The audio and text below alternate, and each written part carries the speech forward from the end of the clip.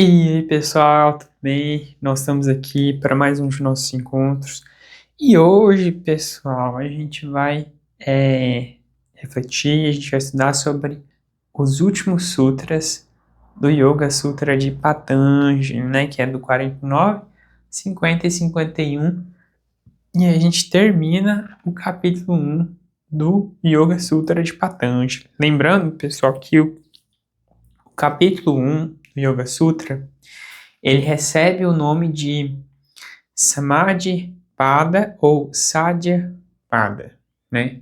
Sadhya é o objetivo, então e Pada é o capítulo. Então, ele está falando aqui qual que é o objetivo do yoga, que no caso, o objetivo do yoga é o Samadhi. Depois, no próximo capítulo, é o Sadhana Pada, que é o capítulo da prática. E aí, a gente fez todo esse estudo discutindo Patanjali. Se vocês voltarem nas aulas passadas, Patanjali começa o Yoga Sutra definindo o que é yoga, né?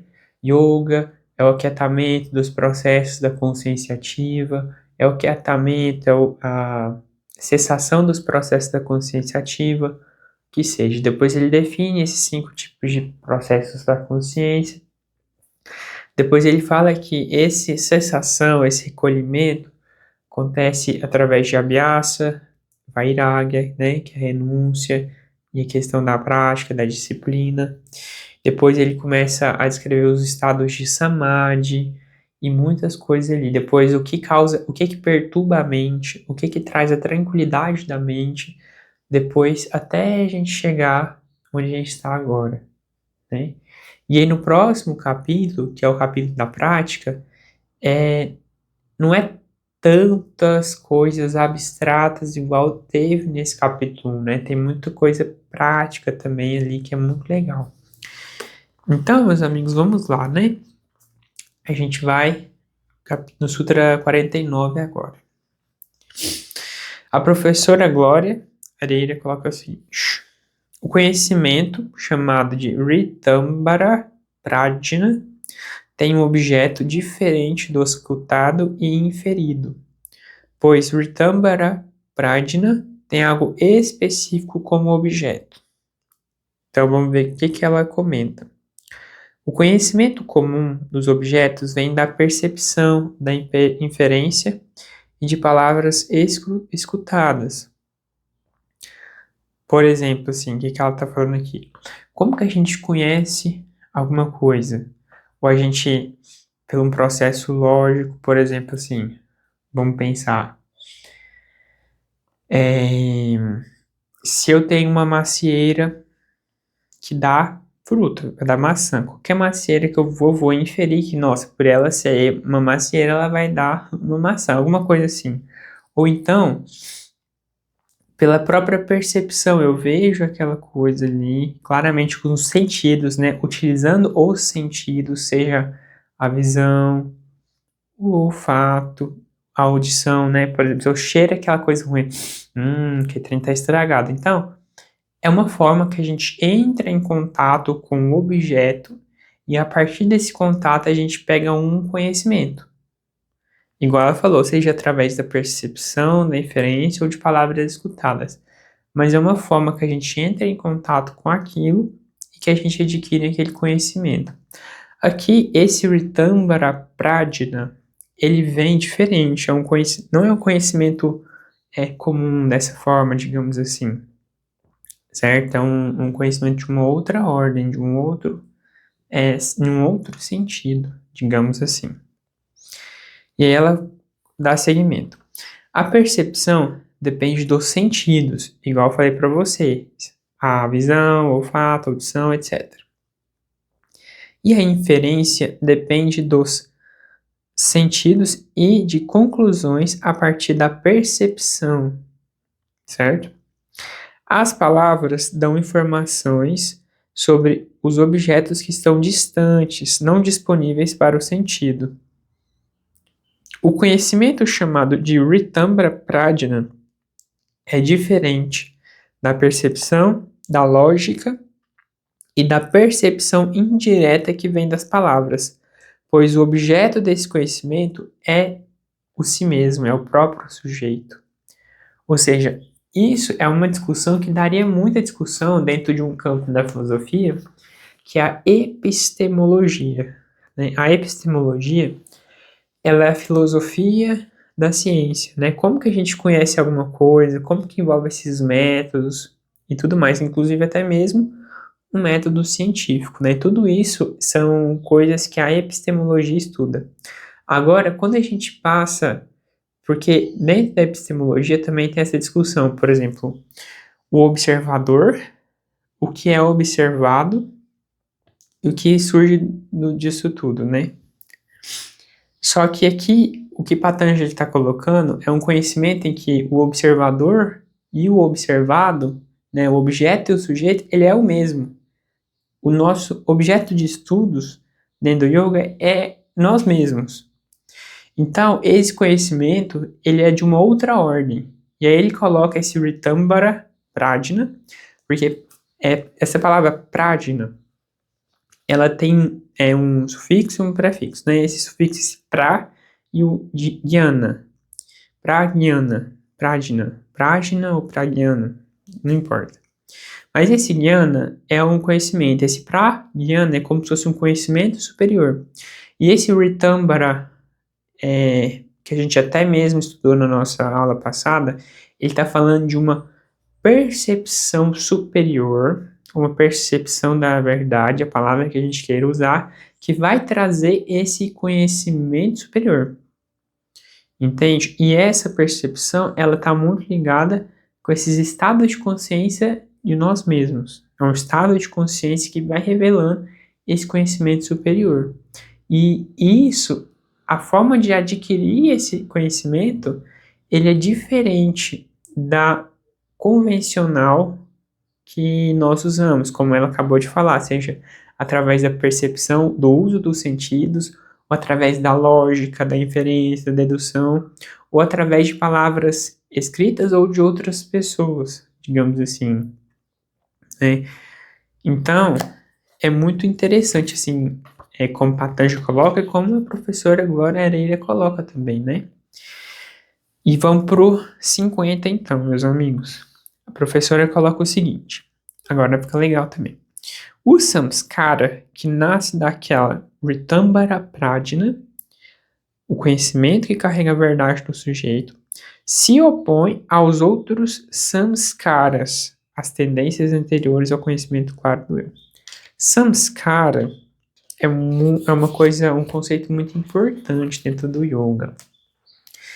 O samskara, ele é sempre fruto das nossas ações, é como se fosse uma programação mental que nós temos, uma certa tendência a pensar, a agir de um jeito, que é construída através das nossas ações. Então, vamos supor assim, durante uma vida, uma pessoa passa a cultivar hábitos de muita droga, bebida alcoólica, muitos comportamentos complicados nesse sentido e tudo mais. Aí a pessoa morre. Passa um tempo no astral, depois reencarna. Nessa nova reencarnação, ela vai ter uma tendência a poder desenvolver esses hábitos. Por quê? Porque ela vai ter esse samskara que foi cultivado em ações no passado. Essas ações que foram cultivadas no passado, elas vão gerar uma tendência, uma certa programação na mente daquele sujeito de ter certas tendências a certas ações, a certos comportamentos, a certas formas de pensar. E isso é o samskara. Agora, o que a Patanjali está querendo dizer aqui, esse samskara também é um modo operante da mente, digamos assim. É uma programação mesmo da mente, de como que a mente ela vai interpretar, ou seja, os valores também que ela vai carregar, a forma como a mente vai sentir as situações que acontecem com ela e reagir, né? E agir nas questões. O que ele está falando aqui é que esse conhecimento que vem através de Ritambhara Prajna, ele vai tirar, vamos colocar assim, né? Retirar, eliminar esses sanskaras passados. Isso Patanjali já tinha falado nos Yoga Sutras passados também. Mas o que ela está colocando aqui é que essa percepção da sua natureza através desse estado do Ritambhara Prajna, ele vai sobrepor a esse sanskara passado. Ou seja, você vai ter um sanskara novo, digamos assim, uma programação nova do eu. Da forma como você se percebe, da forma como você conhece. Sobre o que você conhece, sobre como você sente e reage na vida também. Isso é meio que atualizado, digamos assim. Esse conhecimento que vem através desse estado, ele se sobrepõe, ou seja, ele tira aquele sanskara passado. E ele traz um novo, um sanskara mais real, digamos assim, né? Sobre o si. Então, vamos ver o que a professora Glória comenta aqui, para a gente ir para o nosso último sutra depois. Ela coloca: a palavra sanskara, tendência, significa aquilo que não está manifesto, evidente. Essa palavra foi mencionada no Sutra 18. Sanskaras ou vasanas estão no não manifestos, em estados sutis, guardados na mente, como uma memória que pode ser acessada.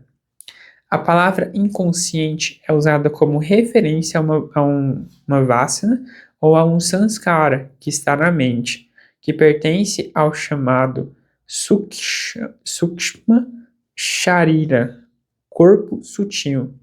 Também é usado como referência ao Avyakta, o não manifesto, que não se manifestou ainda, nem física nem sutilmente, e que está no Karana Sharira, no corpo causal, e por isso não pode ser acessado até que se manifeste. As palavras em sânscrito oferecem maior clareza aos conceitos. O que está na mente está manifesto para a pessoa, apesar de não momentaneamente claro como a memória. O que está no corpo causal está totalmente oculto, não manifesto. O sanskara é o que impulsiona a pessoa a realizar, sem escolha, determinada ação, ou seja, a tendência, né? É o hábito cultivado ali que ela faz sem esforço, digamos assim. Para ultrapassar uma tendência, deve haver um valor por seu oposto ou diferente e um esforço na direção da mudança. Tendências são positivas ou negativas, seguem o Dharma ou não, e podem conduzir à liberação ou aprisionamento aos objetos. As tendências se manifestam na forma de desejo por algo, e o desejo é poderoso. Arjuna pergunta sobre isso no verso 36 do capítulo 3 da Bhagavad Gita. E aqui ela coloca um trecho, né, da Bhagavad Gita, que é o verso 36 do capítulo 3. Coloca o seguinte: Arjuna disse: então, Krishna, mesmo não desejando, como que dirigida por uma força impulsionada pelo que uma pessoa executa papa, uma ação que não deveria fazer. O que Arjuna está perguntando para Krishna é: por que Krishna, mesmo nem desejando, uma pessoa como que dirigida por uma força, como que impulsionada, acaba executando uma ação que não deveria fazer? Ele pergunta para Krishna: como que isso acontece? Por que isso acontece? E aí, depois Krishna agora vai responder a Arjuna. Krishna disse: esse é o desejo, essa é a raiva, nascidos dos gunas rajas, da qualidade de natureza, de movimento da natureza. Saiba que, aqui neste mundo, este é o inimigo, o grande devorador e realizador de papa, aquelas ações que não deveria fazer. E aí a professora Glória coloca aqui: as tendências para a tranquilidade da mente e para a liberação, tanto quanto para o yoga e para o dharma, devem tomar o lugar daquelas que são contrárias a essas, daquelas que acolhem o adharma. As tendências também são chamadas de vasanas e qualificadas como Shuddha e Malina, puras ou impuras. A tendência pura é a do sábio que eliminou a ignorância do eu e vê o ahankara, o ego, como falso eu ou o eu não real. A vássana impura é de 3 tipos: Trivida, Lokavashana, o desejo por fama, reconhecimento ou promovida melhor depois da morte. Shastravasana, o desejo por conhecer mais e mais e mais. Dehavashana, o desejo por ter um corpo que seja perfeito e a presença de objetos que satisfaçam a pessoa. As vasanas impuras devem ser eliminadas. As vasanas puras não afetam o yogin. Com o estabelecimento do conhecimento claro do que é o eu real, há uma nova maneira de olhar para si mesmo e para o universo. Essa nova forma deve ver as realidades absoluta e relativa, cria um hábito diferente que se opõe aos antigos, que pertencem à ignorância. Anya samskaras são as outras tendências, as novas que nascem com discriminação e o autoconhecimento. Os hábitos antigos, nascidos da ignorância, dão lugar aos hábitos novos, que nascem do conhecimento. Os hábitos novos são caracterizados pelo questionamento da realidade da mente e de seus conteúdos, da realidade dos objetos e do ego, e pela visão do mundo relativo como não real e de Purusha como verdadeiro eu. Ou seja, às vezes ela usa umas palavras meio doidonas assim, mas basicamente o que ela está falando, meus amigos, é o que eu falei para vocês, né? Desses samskaras passados, que são desses samskaras novos, cultivados através dessa percepção superior, que se sobrepõe a esses samskaras antigos, ou seja, hábitos antigos, tendências antigas a certas ações, até mesmo o que o Krishna respondeu para Arjuna, né? Por que uma pessoa age, mesmo não desejando, realizar certas ações que não deveria fazer? E ele coloca que ele usa a palavra desejo, mas ele está querendo dizer ali são tudo que foi construído no passado na pessoa, né? E é muito interessante a gente refletir sobre isso, porque a gente vai percebendo assim, o que nós estamos construindo de hábitos, quais são os nossos hábitos atuais, porque esses hábitos, eles podem nos aprisionar ou nos libertar, nesse sentido, né? E tudo depende do que a gente está cultivando para nós mesmos, isso é muito importante, e o que Patanjali está colocando aqui também. Agora a gente vai para o último sutra e depois a gente termina. Na eliminação dessa tendência, desse samskara, também, devido à eliminação de tudo, há o Nirbidya Samadhi, ou seja, o Samadhi sem semente, é aquele Samadhi sem dualidade, sem a noção do indivíduo, do eu. Sanskara que se sobrepõe às outras antigas, que foi mencionada no sutra anterior, que eu acabei de falar para vocês, refere-se ao sanskara pela busca da liberação, né, da ascensão espiritual. Enquanto existir até mesmo esse sanskara, existirá um desejo forte. O desejo de ser livre de desejo. Olha que doideira. Essas coisas engraçadas, né? Ou seja, todo sanskara há desejo, digamos assim. E é igual eu falei para vocês na aula passada, meus amigos, essa questão do desejo dá pano pra manga, dá muita discussão. Então vamos discutir, vamos conversar de forma mais tranquila aqui.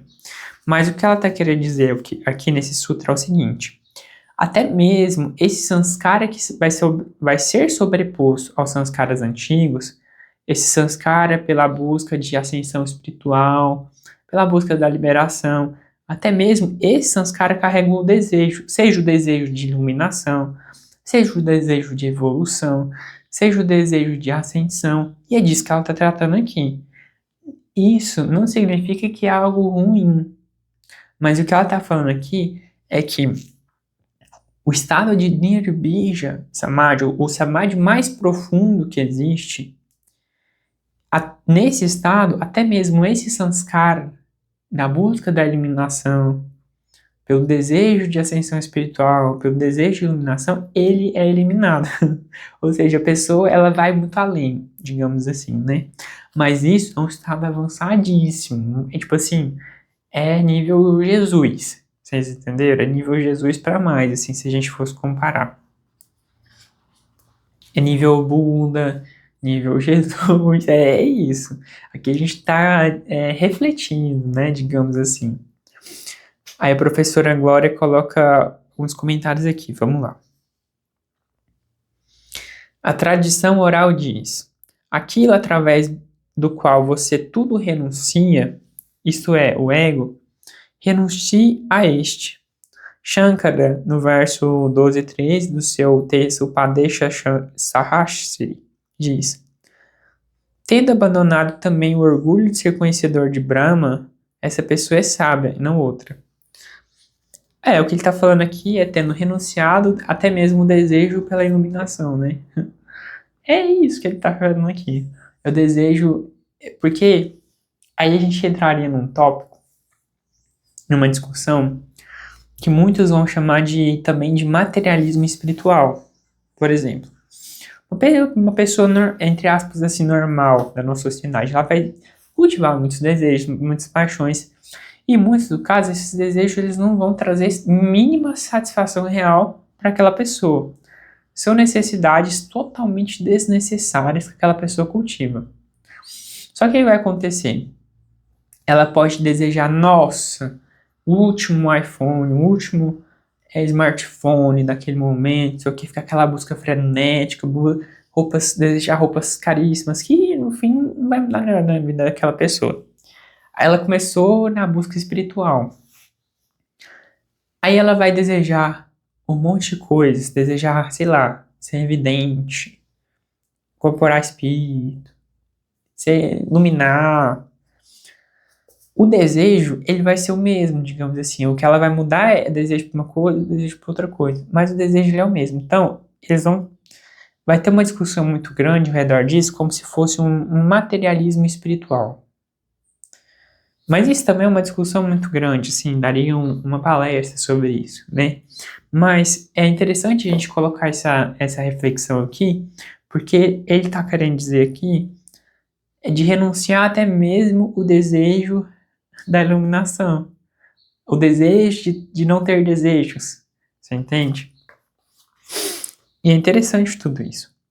E a professora Glória coloca o seguinte: por fim, completando este capítulo, que é chamado de Samadhi Pada, Patanjali explica o Nirbidya Samadhi. É igual eu falei para vocês do capítulo, né? Primeiro, ele descreveu o Sabidya Samadhi. Agora é a vez do Nirbidya Samadhi. O Samadhi sem semente de ignorância, sem a semente do indivíduo. Pois essa foi finalmente eliminada através do conhecimento claro, conhecimento superior. Como o conhecimento do eu real, que é Brahman. O Ahankara, o ego, é visto como falso eu. Desaparece o eu que procurava ser perfeito e reconhecido como tal pelos outros. Até mesmo o pensamento, eliminei todos os pensamentos, desaparece. Desaparece também o esforço de manter o conhecimento sempre presente na mente. A eliminação de tudo mencionado aqui é a eliminação da realidade do universo como absoluta. Sem entender o absoluto, o universo é considerado absoluto. E o absoluto Brahma não é percebido, é como se ele fosse não existente. O esforço para corrigir a visão equivocada da realidade não é mais necessário, pois o conhecimento do absoluto é muito claro e natural. Os hábitos nascidos da ignorância, como a identidade do eu, com o corpo e a mente, são apreciados como falsos e deixam de causar problemas. O Nirbidya Samadhi não é só um momento em que os pensamentos desaparecem, é o estado da mente em que há clareza do conhecimento da realidade, em que a ignorância, semente dos sofrimentos, foi eliminada. Então, meus amigos, é isso. Nós completamos capítulo 1 do Yoga Sutra de Patanjali, né? Então, ó, queria agradecer muito a presença de cada um de vocês. Espero que esse capítulo 1 tenha deixado algumas sementes para vocês, algumas reflexões legais.